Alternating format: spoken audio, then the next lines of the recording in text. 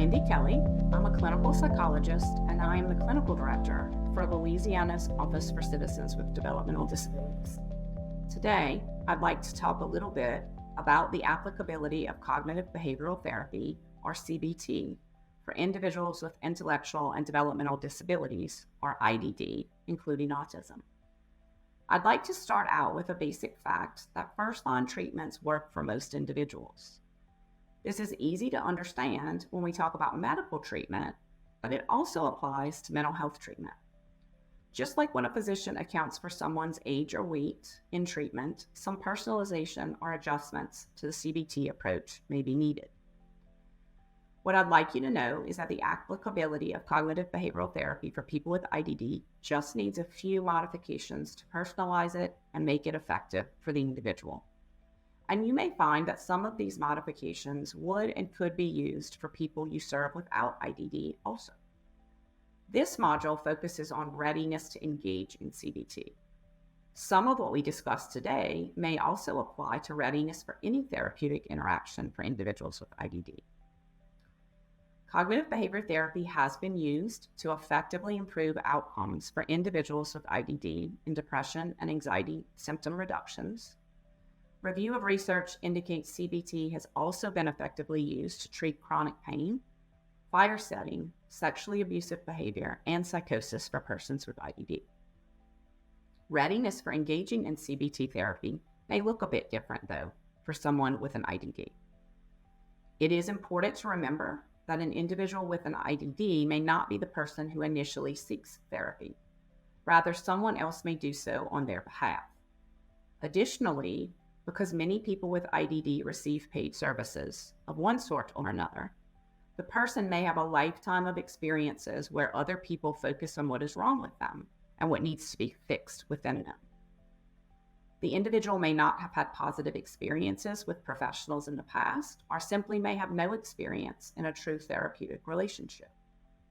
As a clinician who will be engaging in CBT with the individual, you will need to take some time to support the individual in their readiness for therapy. Readiness should involve the following 5 considerations. First, imparting a positive sense of self will be important. You may need to help the person clearly identify their strengths and talk with them about how therapy can help them use these strengths to move forward toward things they want in their life. Second, understanding the difference between what may be the person's goals for therapy versus others' goals will need to be considered. You will need to take some time to understand what the person wants their life to look like, and what, in their view, are some things that are working and not working in their life. You may even need to consider how this interacts with the goals and the views of those who support or help them. Third, understanding the person's communication style or approach must happen before therapy work begins. You will need to ask questions and understand how the person communicates. You may need to spend some time establishing what can be a shared vocabulary about emotions, feelings, thoughts, and behaviors as it may relate to what will be covered in therapy sessions. You will also need to determine what types of multisensory communication and activities may need to be incorporated. Fourth, some time will need to be spent establishing rapport with the person before beginning the work of therapy. Remember, expectations for therapy will need to be set, including explaining your role as therapist. Many people who provide support, even paid support, will do a lot of typical daily activities and fun things with the person. For some individuals, there can be staff who also become friends and maintain relationships. Because of these types of staff relationships, professional boundaries may be confusing or simply new to the person. You will need to address these issues at the beginning of therapy to assure rapport can be maintained and the person does not experience frustration or disappointment when you adhere to some boundary that support staff may not need to adhere to in the strictest sense. Fifth, communication and coordination with other professionals and supporters will be needed. Individuals with IDD are more likely to have other health conditions, So you will need to anticipate and consider any need to coordinate and communicate with other professionals who may be providing treatment to the person. It will be best to share the circumstances under which this may be needed, and also to think about if you may benefit from information from any other treating professionals before beginning therapy. This would, of course, need to be discussed and, more importantly, consent obtained. It will also be important to discuss and understand any need to include others in therapy work. There will be aspects of therapy that should remain private between you and the person receiving therapy. However, because the person will also need help at times from others, sometimes throughout the day, there may be strategies that need to be shared with those people. In summary, the 5 key readiness considerations are: number 1, focusing on strengths to impart a positive sense of self.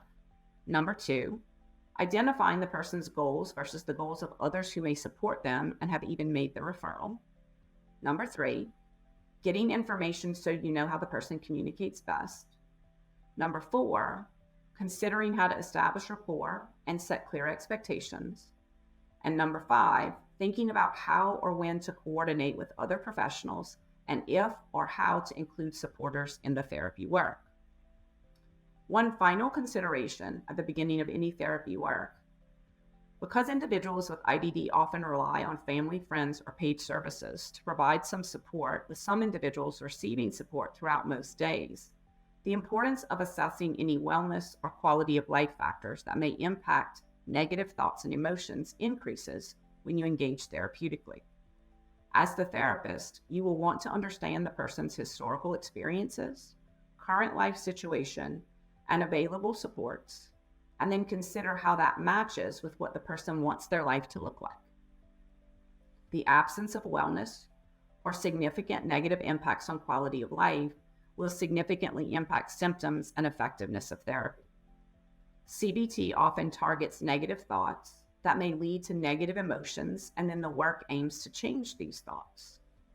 So for some individuals, it will be important to consider if their negative thoughts are grounded in reality, and before therapy begins, if there is a need to distinguish between A, those negative thoughts that indicate real problems in the person's life that should be addressed; B, negative thoughts that indicate real issues, but these are not changeable, such as things that their disability condition impacts or limitations they may have; or C, negative thoughts that are not grounded in reality and can and should be a focus of real change in CBT-focused therapy.